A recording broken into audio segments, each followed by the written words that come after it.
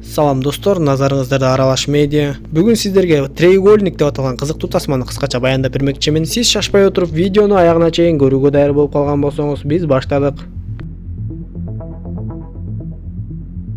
Бершет. Тасманын башында Джесс аттуу бир баласы бар аял менен таанышабыз. Анын баласы аутизм оорусу менен ооручу. Эртең менен адаттагыдай эле убакыт өткөрүп жатышып, бир кезде Джесстин баласы боёгун төгүп кулатып алат. Анда Джесс ал жерди тазалап жатса эле үйгө бирөө коңгуроо кылып калды. Джесс дароо эле эшикке чыгып, бирок эшиктен эч кимди таппай коет. Андан соң дароо эле бир чоң кол баштыкты унаасына салып, баласын алат да унаасын айдап, бир тарапты көздөй эле жөнөп кетти. Ал баласы менен бирге деңизге чыгып эс алып келүүнү чечишкен эле. Ал эми кийинки көрүнүштө биз деңиз жээгиндеги яхтада Грег жана анын достору Джессти күтүп жатканын көрөбүз. Бир кезде Виктор менен Джесс кайыктын жанына чогуу келип калышат. Грег Джесстин кебетесин көрүп эле дароо анын абалын сурайт. Бирок Джесс негедир башкача болуп эле. Ал жерге баласы жок келгенин көрөбүз. Анан да ал Грегтен кечирим сурап коет. Грег эч нерсеге түшүнбөй эле аны яхтага чыгарат. Ал Джесске сен жакшы эмес окшойсуң, балким биз деңизге чыкпай эле коебуз десе, Джесс бардыгы жакшы экендигин айтып эле алар деңизге чыгып кетишти. Джесс Грегке жана башкаларга баласын мектепке таштап келгенин айткан эле. Бирок Грег дагы башкалар дагы бүгүн окуу күнү эмес экендигин жакшы билишчү. Грег Джесстин жүрүм-туруму такыр эле башкача болуп жаткандыгын байкаса да анын тынчын алып суроолорду бере берген жок. Ошентип бир нече саат өткөндөн кийин бир кызыктай окуялар башталып эле. Согуп жаткан шамал дароо токтоп, кайык ордунан жылбай калат. Анда Грег рациясын алып жээк кароочуларына байланышка чыкканга аракет кылып жатса, карарган боронду булут аларды көздөй тездик менен жакындап келе жатканын байкашат. Анан да Грегтин рациясына белгисиз аял кошулуп калып, ал ыйлап эле бардыгынын өлүп калганын айтып жардам сурап жатты. Аңгыча болбой эле чоң толкундар аларга жетип келип, Грег менен Виктор парусту кесип салганга аракет кылышып, борон чапкын менен алышып отурушуп, бирок толкун күчү бир кезде яхтаны оодарып салды. Бактыга жараша бардыгы аман калып, эртеси алар оодарылып калган яхтанын үстүндө турганын көрөбүз. Ошентип алар андан ары эмне кылаарын билбей бир нече саат убакыт өтүп, бир кезде аларды көздөй чоң кеменин жакындап келе жатканын көрүп сүйүнүп кетишет. Кеме түп-түз эле аларды көздөй жакындап келип, кеменин баш жагынан бир адамдын сөлөкөтү көрүнгөндөй болду. Достор эч кыйынчылыксыз эле кемеге түшүп кетүүгө мүмкүн болуп, алар кемеге чыгып барышканда эле Джессте бир башкача сезимдер пайда боло баштады. Таң калыштуусу кемеде эч бир жан көрүнбөйт. Алар кеменин ар кайсы кабаттарын кыдыра башташып, анан да бул кеменин аябай эле эски экендигин билишет.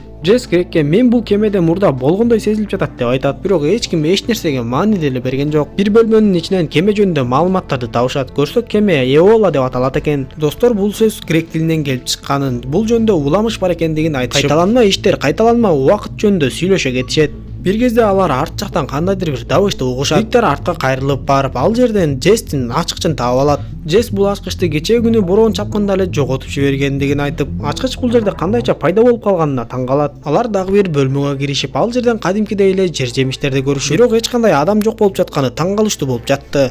Бир кезде эле Джесс кимдир бирөөнү көргөндүгүн айтып, Виктор дароо эле ошол жакты кароого жөнөп кетет. Джесс менен Грег болсо жогору жактагы капитан отурган жерге жөнөшөт. Алар бара жатышып эле бир бөлмөдөн суунун агып жатканын угуп калышып, дароо кирип барышса эле ал жакта да эч ким жок. Бирок күзгүнүн бетинде кан менен жазылган театрга баргыла деген жазуу бар болчу. Алар ал жактан чыгышат да Грег Джесске бул жерде болгон окуяларды түшүндүргөнгө аракет кыла баштайт. Бирок экөө ошол жерден урушуп кетишет да Джесс Грегтен кетип калат. Джесс артты көздөй жанагы бөлмөгө кайтып келгенде ал жерде эч ким жок болот. Анан да жанагы жер жемиштер бат эле чирип кеткенин көрөт. Ошол замат ал жерге бети башы кан болгон Виктор келип калып, Джесс андан эмне болгонун сурап жатса эле, Виктор Джессти кармап муунта баштайт. Анда Джесс дагы коргонуп, Виктордун башындагы жараатына тийип, Виктор ошол жерден эле жыгылып калды. Ошол замат эле мынтыктын катуу атылган добушу чыгып, Джесс дароо эле ошол жакты көздөй театрды таап жетип барса, ал жерде Грег кансырап өлүп жатыптыр. Аны көргөн Салли менен Дауни Грегти сен атып салдың деп эле кыйкыра башташып, анткени бизди театрга сен чакыргансың деп айтышат. Анда Джесс эч нерсеге түшүнбөй эле мен силерди эч жака чакырган эмесмин деп жатса, жогору жактан бир бет капчан жана куралчан адам пайда болуп эле дароо эле бардыгын аткылай баштады. Салли менен Дауни ошол жерден жан берип, Джесс болсо качып кеткенге жетишип, качып жүрүп отуруп бир жерден бычак таап алат. Белгисиз бет капчан адам бир кезде Джессти таап келет да аны чаап кулатат. Бирок Джесс дагы шандагайлык менен өзүн коргоп, ал адамды куралсыздандырып, балтаны алганга жетишип экөө кармашып жатышып эле, акыры ал адам жеңилүүгө аз калып, ал бет капчан адамдын үнүнөн улам биз дагы анын аял киши экенин билебиз. Ал аял Джесске алар жакында кайрадан кайтып келишет, сен алардын бардыгын өлтүрүшүң керек, ушундай жол менен гана сен үйгө кайтып бара аласың деп айтса, Джесс аны чапканга аракет кылып, бет капчан адам ошо бойдон сууга түшүп кетти. Эми эмне кылаарын билбей турган Джесс адамдардын кыйкырыктарын угат. Ал кемеден башын чыгарып караса, жанагы эле достору кемени көрүп сүйүнүп кыйкырып жатышыптыр. Алардын арасында албетте Джесс өзү дагы бар эле. Аларды көргөн Джесс эми эмне кылаарын билбей эч нерсеге түшүнбөй калды. Ошентип Джесстин достору кемеге кирип ар жак бер жакты карай башташат. Джесс болсо эмне кылаарын билбей досторуна көрүнбөй аларды аңдып жүрөт. Ушул жерден мен сиздерди адашып калбаш үчүн азыркы каарманыбызды биринчи Джесс, ал эми жаңы эле достору менен келип кемеге түшкөн Джессти экинчи Джесс деп коеюн. Ушул убакыттан тарта биринчи Джесстин оюна кайталанма убакыттын тузагына түшүп калдымбы деген ойлор келе баштайт. Бир кезде биринчи Джесс жанагы ачкычын түшүрүп алганда аны Виктор таап келет. Экинчи Джесс биринчи Джесстин акмалап жатканын көрүп калат да кимдир бирөөнү көргөнүн досторуна айтат. Виктор ошол жакты кароого келгенде Джесс анын алдынан чыгып, дароо эле Викторго алар коркунучта экендигин айтып түшүндүргөнгө аракет кыла баштайт.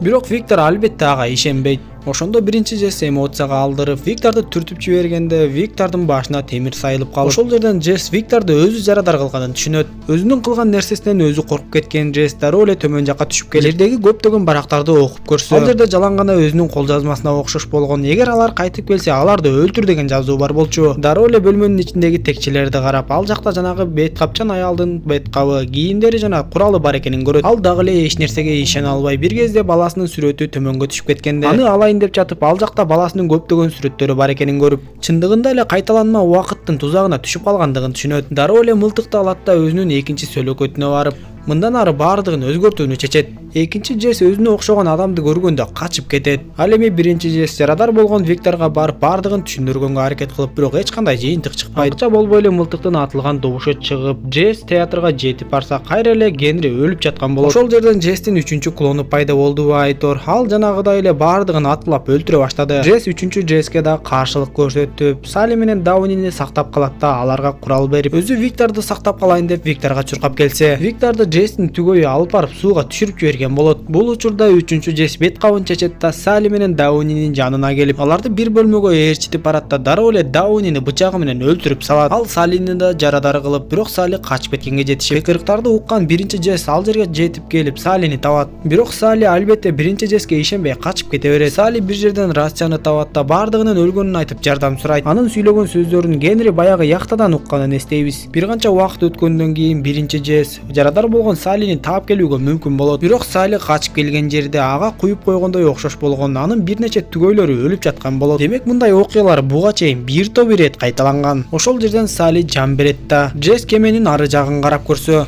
ал жактан экинчи Джесс үчүнчү Джессти өлтүрүп сууга түртүп жатканын көрөт. Ошол эле замат деңизден анын досторунун кыйкырыктары кайрадан угулуп, ошол жерден Джесс кемедегилердин баардыгы өлгөндөн кийин окуя кайра эле башынан башталып кайталана берерин түшүндү. Анткени менен ал дагы эле досторун кантип сактап калаарын билбей аларды аңдып жүргөндө, экинчи Джесс Викторду жарадар кылып жатканын көрөт. Ошондо гана ал бир чечимге келип, мен бул жолку окуяда дагы баардык досторумду өлтүрүшүм керек. Андан соң окуя кайрадан башынан башталып, досторум кемеге түшүп келе жатканда эле мен аларды тосуп алам дагы эч кимдин өлүүсүнө жол бербейм деп ойлойт. Ал а дегенде эле баягы бөлмөгө кирип, кан менен күскүнүн бетине театрга баргыла деп жазып кетет. Өлүктөрдү сууга ыргытып, Салли менен Дауни жалгыз калган кезде аларга да келип театрга баргыла деп айтып кетет. Андан соң барат да жанагы бет капты кийип, куралын алып, театрга кайтып келгенде биринчи эле Грекке жолугат. Грек болсо Джессти бут кийиминен таанып алып эле аны тынчтандырганга аракет кыла баштаса, Джесс Генриге мен силерди сактап калыш үчүн азыр өлтүрүшүм керек деп эле аны дароо атып салды. Андан соң ал Салли менен Даунини да атып өлтүрүп, бирок өзүнүн түгөйү экинчи Джессти ата албай калат. Дароо эле анын артынан кубалап жөнөп, бир кезде эле экинчи Джессти куралы менен чаап, аны менен кармаша баштайт. Ошентип дагы эле жанагындай окуя кайталанып, Джесс өзүнүн клонун канчалык өлтүргөнгө аракет кылса да аны жеңе албай койду. Акырында ага эскертип, эгер алар кайрадан кайтып келишсе, сен алардын баардыгын өлтүр, ошондо гана сен өз үйүңө кайтып бара аласың деп айтып, кемеден суунугудай кулап кетти. Ошентип акыры Джесс кайталанма убакыт тузагынан чыктыбы Айтор. Бир кезде көзүн ачса эле деңиздин жээгинде жаткан болот. Ал бар күчү менен баласын көрүү үчүн үйүнө кайтып келип, бирок таң калыштуусу үйүндө кайра эле өзүнүн клону жүргөнүн көрөт. Джесс аны акмалап турса, экинчи Джесс оорулуу баласы боёкту төгүп жибергенде, аны катуу урушуп, уур токмокко алып эле ал жерди тазалап баштайт. Анда Джесс үйдүн коңгуроосун басып, экинчи Джессти алаксытат да үйдүн ичине кирип барып, өзүнүн түгөйүн кайрадан балка менен чапкылап өлтүрүп салат. Андан соң аны чоң кол баштыкка салып, унаага жүктөгөндөн кийин баласын бекем кучактап ыйлайт да баласын да унаага салып жөнөп кетет. Алар албетте бул учурда деңизге эс алууга чыгып баратышкан болчу. Жолдон Джесс баласына, мен сени экинчи эч качан таарынтпайм деп ыйлап бара жатканда унаага бир куш келип урунуп өлүп калат. Джесс ал кушту жолдон алып жеке ыргытып жатып эле ал жерде андай куштардын көбү өлүп жатканын көрөт. Аларды көргөн Джесс дагы эле кайталанма убакыт тузагында жүргөнүн түшүнүп калат. Ал унаасына отуруп андан ары айдап жөнөп, бул кайталанма убакытты алдыда боло турган нерселерди кантип өзгөртөм деп ойлонуп бара жатып, бир кезде баласына алаксып кетет да анын унаасы жол кырсыгына кабылып, унаага жүктөлгөн экинчи Джесс унаадан чыгып калып, ошол жерден Джесстин баласы дагы көз жумат. Баласынын жансыз денесин карап, Джесс ошол жерде эч нерсе кыла албай турат. Ошентип бул кайталанма убакыт тузагынан кантип чыгышты билбей калган Джесс бардыгын башынан баштоо үчүн таксиге отурат да деңиз жээгиндеги Генриге жетип барат. Дегенде эле Викторго жолугуп, андан ары барып Генриге жолукканда, ал Генриге эч нерсени билдирбегенге аракет кылып, андан кечирим сурап, баласын мектепке таштап келгенин айтып эле яхтага түшүп жөнөп кетишти. Ошентип окуя кайрадан башынан баштап кайталана баштап, эми Джесс алдыда боло турган нерселерди өзгөртө алабы, кайталанма убакыт тузагынан чыга алабы же жокпу суроо ойдон калат. Тасма ушундайча соңуна чыгат. Достор, видео жаккан болсо мага жакты белгисин басып, дос тааныштарыңыз менен бөлүшүп койгонду унутпаңыз. Кийинки видеодон көрүшкөнчө саламатта болуңуздар.